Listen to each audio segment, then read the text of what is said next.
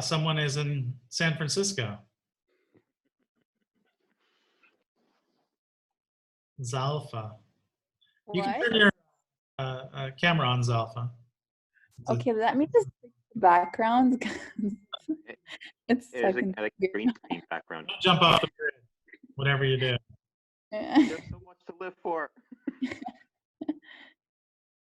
Okay, how do I fix? One of the features of Zoom, apparently, you can change your background. Yeah, I know. Really? It is, apparently. So those of you who are worried that we might see the bodies hanging from your rafters or something, you can change the background and turn your video on and we won't see anything. Okay, I complete. Okay. How many we have here? Still, we're waiting on a few, I think. Maybe they fell asleep. Okay. So where were we, Hassan? What was the last thing we? I think, if I remember correctly, we were talking about how Athena and Odysseus were sitting under a olive tree, and they were planning. She turned him into a tramp. Yes. Tramp. That's actually the end of the book. So now we move to book 14, XIV. This is, and we'll probably be able to go, from here we can go quite a bit faster, I think. At least until we get to the killing of the suitors. That's a little more fun to analyze. Book 14, what's this about?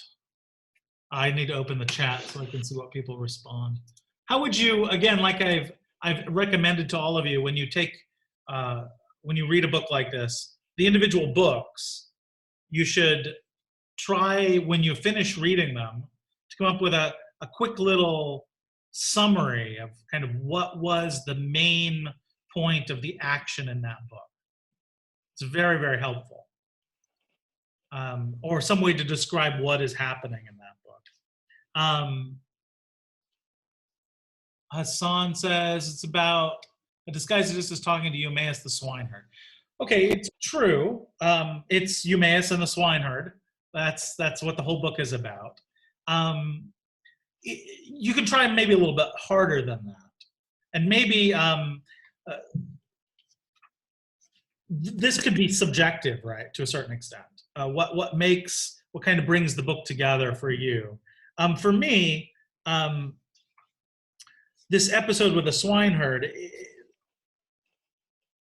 well, the main purpose of his going to Eumaeus, as Athena said, is to recruit Eumaeus to join him in the battle against the suitors, because there's simply too many suitors. So it's going to end up in the end being 4 of them against, I believe, 118 suitors and various people. Not very good odds, except he has Athena on his side. As we'll see, though, Athena is extremely mischievous and fickle, so she abandons them in the middle of the battle as soon as she shows up, turns herself into a bird, and scolds Odysseus for wanting her help, which is rather humorous, given that he essentially said to her, "I'm not going to do this unless I have help from someone like you." And she said, "Oh, I'll be there the entire time." And she is, as we'll see, but she doesn't let him know that. And when she does appear so he can see her, she immediately scolds him and turns herself into a bird, as I said, and flies away, right? And then sits up on the rafters and watches the battle. But we know as readers, she's still controlling everything and always controls everything, even where the individual spears fly, who gets hurt. When one of them gets hurt, it's because she allows them to get hurt, not because of the skill of the suitors, right? And when they kill one of the suitors, it's not because of their skill in throwing anything, it's because she directs everything to where it hits its mark. So that's another way maybe of thinking about the chapter. That's still not the one that I tend to think about it as, because I think the chapter, because there's this whole, well, I'll just tell you, I think of the chapter as, like, I call it the drama of the cloak. or of the mantle. Because this is the part of the book that you tend to overlook, and yet it's what unifies the book. The drama for the mantle. So again, it's always about, I think a lot of things in the Odyssey are about the challenges that are met by Odysseus. So what is the challenge of this book? Well, Odysseus has been outfitted in the way of a poor beggar, right? But as it turns out, he's been dropped in Ithaca in a time of year when it's quite cold, and his clothing is not sufficient. So he has a certain challenge, which is to get a mantle, which is a kind of coat that is heavy and thick to keep warm. And as soon as he hints in the beginning of this book, as we'll see, he hints to Eumaeus about the possibility of giving him a mantle so that he can keep warm. Eumaeus says something that makes that impossible to directly do. And Odysseus has to find a way around that problem. And how does he solve it? He solves it by telling an enormous lie that then shames. So he doesn't have to ask, he ends up not having to ask Eumaeus for a mantle. Eumaeus voluntarily gives it to him because the story is told in such a way as to shame Eumaeus into giving him a mantle, right? And that's how the book ends. So this is kind of an interesting little drama that takes place, right? And it gives us another kind of very detailed example of Odysseus's mindfulness and his ability to tell lies that are exactly to the purpose that he has. In this case, gaining a heavy coat, right? Something as minor as that. But first of all, so it is about Eumaeus. We get the introduction to Eumaeus. We know Eumaeus is a good guy. How do we know that? Now, importantly, Athena already told Odysseus that Eumaeus was loyal to him and that he takes care of his things. So he already knows that. And yet when he meets Eumaeus, he does not tell him he is Odysseus. He waits until much, much later. He tells a long lie. So Ahmad says he shows Xenia. Absolutely. Eumaeus, like this book, Eumaeus shows the best possible Xenia. Even goes so far as to, in the name of Xenia, slaughter Odysseus's animals, right? Which is something that is bad overall. Something that the suitors, he continually blames the suitors for eating the animals of Odysseus. And yet we're told Eumaeus sends for the best for his guest. But he says Odysseus too was a great proponent of Xenia. And he would want him to show to such a stranger the best possible Xenia. So that's one thing that tips us off that Eumaeus is a good guy. Sabine says he's loyal. Yes, and we know he's loyal because in the very beginning it says he's referred to as the noble swineherd who beyond all others cared for the house and properties acquired by noble Odysseus. So we know he's a good guy because he's a good slave, and he's a good slave because he cares for the possessions of Odysseus, right? The good Xenia starts when Odysseus arrives and the dogs come out. Eumaeus's dogs come out and nearly attack him, right? And Eumaeus comes out and holds back the dogs, and Odysseus says, "Thank you to you, or else I would have been torn to pieces." And then Eumaeus says, "Stranger, I have no right to deny the stranger, not even if one came to me as meaner than you. All vagabonds and strangers are under Zeus. And the gift is a light and a dear one that comes from us. For that is the way of us who are servants and forever filled with fear when they come under power of masters who are new. The gods have stopped the homeward voyage of that one who cares greatly for me and granted me such possessions as a good-natured lord grants to the thrall of his house." Remember that word thrall. That was the word Achilles used. He would rather be thrall to a poor man, right? To be in the service of a slave to.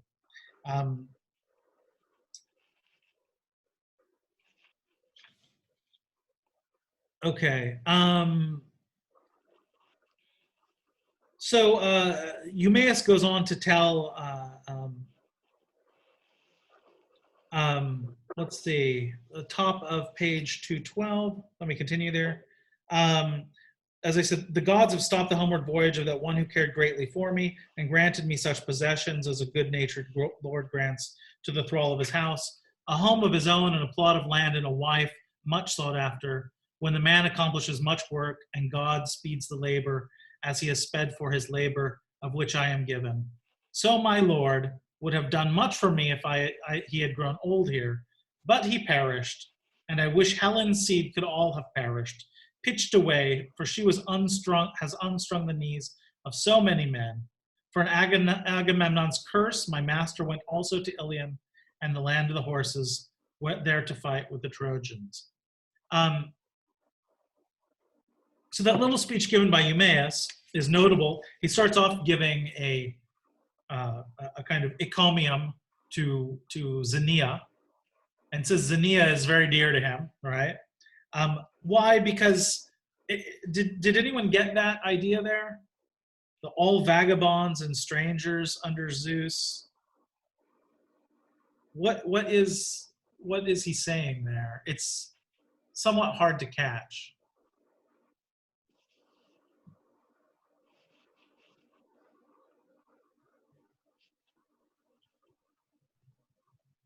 He's giving an additional reason why he in particular is holds Xenia dear, and he compares it to the reception of a slave under his master. So the reception of a stranger from abroad is similar, he thinks, to when a slave gets a new master, and if the master shows him a good reception, right? And this is why he too obeys Xenia. It's something he's thankful for. And he can say this because, and he uses this as the transition to then talking about how good Odysseus was. Odysseus would have given him. So apparently the deal was, if you have a very good master and you spend a long life in service to him and loyal to him, then eventually you'll be rewarded with some land, a house, and a wife, right? Probably another slave woman will be given to you as your wife, which he would have gotten had Odysseus not been held away from home, right? And then he uses that to turn his curse on Helen because she was the source of the whole problem, right? And then invokes Agamemnon. After this, he calls for the Xenia to begin, right? They drink wine and honey, and he orders young piglings to be slaughtered. And then this time is used by Eumaeus to tell Odysseus about how Odysseus, who is disguised, how Odysseus, his master's possessions are being eaten away by the suitors, right? And he also uses time to go through all the things that make Odysseus great, mainly what? What makes Odysseus so great according to Eumaeus?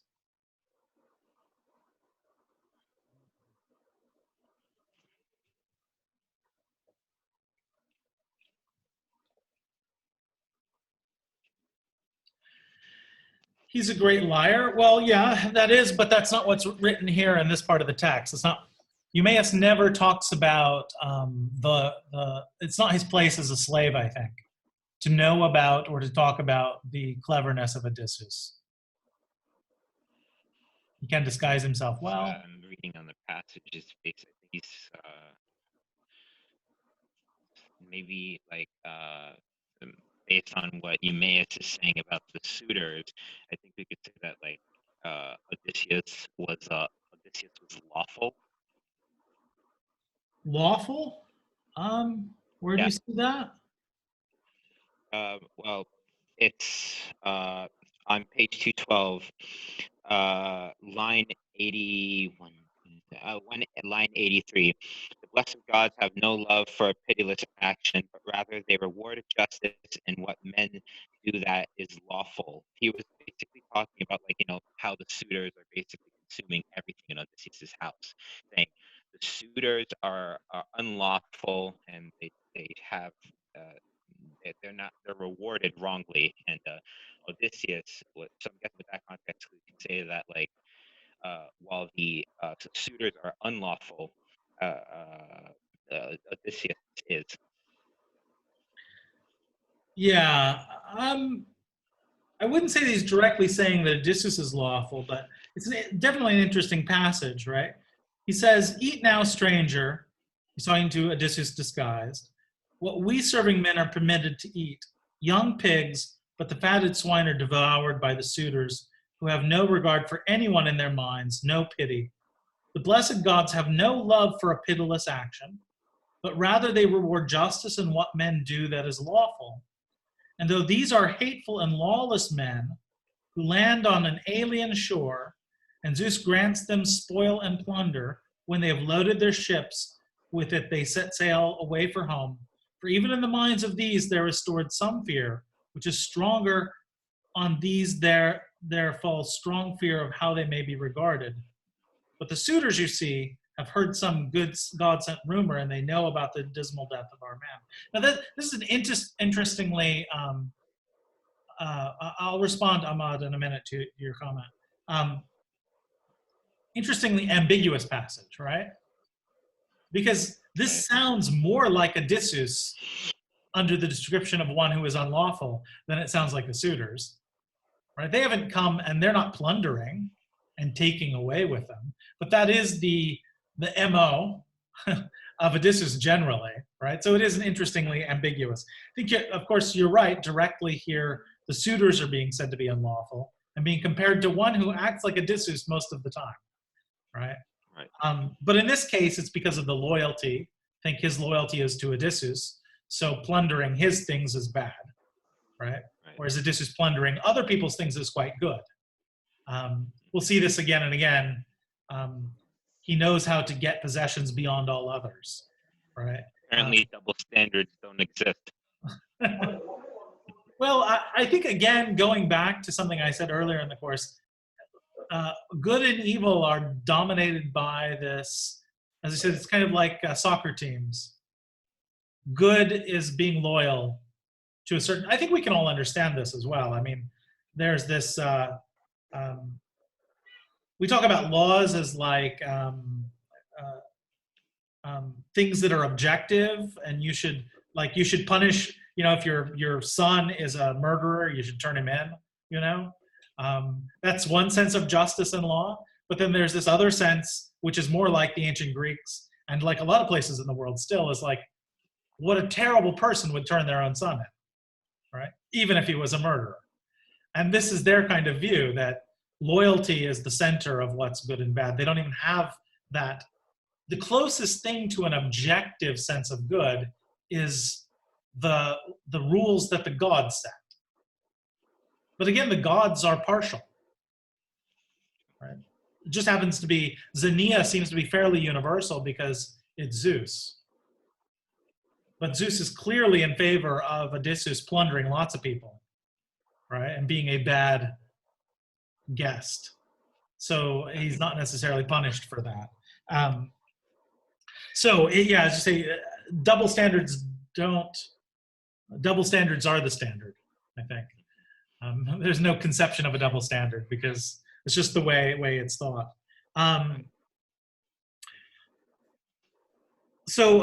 As Ahmad said, possession, ?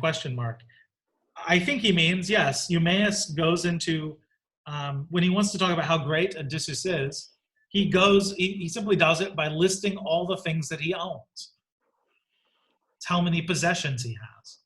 Remember, as in Gilgamesh, owning gold, owning precious things, having slaves, those things are marks of your power because there's no other way to get them. Today, that's not, right? Having a Gucci watch or Gucci shoes or something, it's not a sign of power. Maybe your father gave it to you. you inherited it, you won the lottery, whatever. In ancient times, the only way to have these things is to be able to steal them and to protect them from other people who might take them. So talking about, he says, no one of the heroes over the Black mainland had so much. No one here on Ithaca, no 20 men together had such a quantity of substance as he. I will count it for you. 12 herds of cattle on the mainland, as many sheep flocks, as many troops of pigs, and again as many goat flocks, and friends over there, and his own herdsmen pasture for them for him. And here again, at the end of the island, 12 wide flocks of goats, et cetera, et cetera, et cetera, right?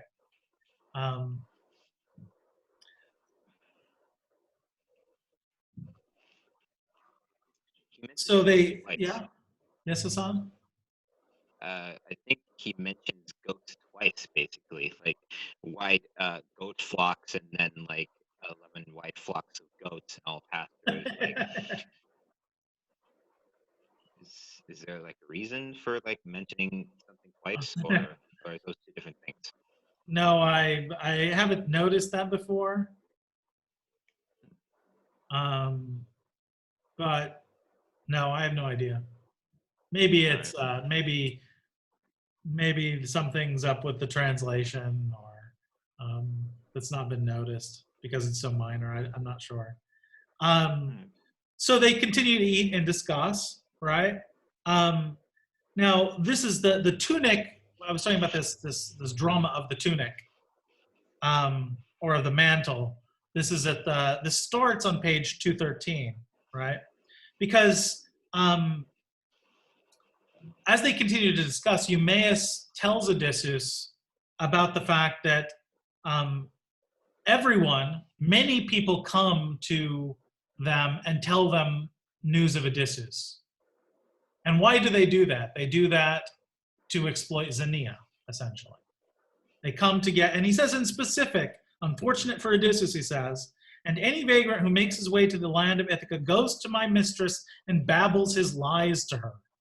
And she then receives him well and entertains him and asks him everything. That's what's going to happen. The right way for a wife when her husband is far off and perished. So you too, old sir, might spin out a well-made story if someone would give you a cloak or a tunic to wear for it.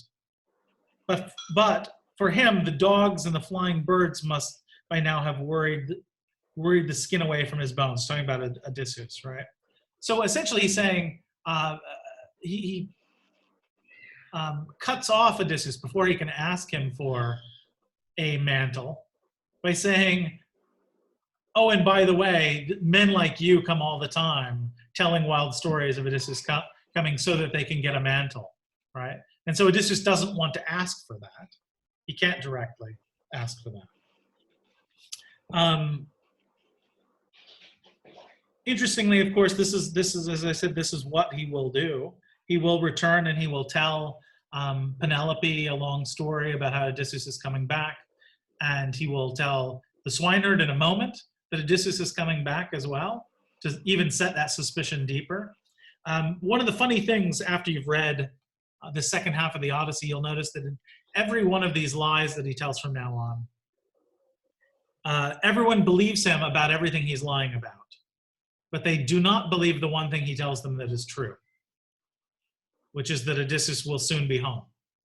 So he'll tell these lies about being a man from Crete and so on, and explain that he's got information about Odysseus who's coming home, and they will say, much of what you say is true, but one thing I cannot trust is that Odysseus will be coming back. He's forever lost, right? So the irony is no one will believe the one truth that he tells, but they will believe everything that he's lying about. Something the Greeks would very much like, that kind of irony.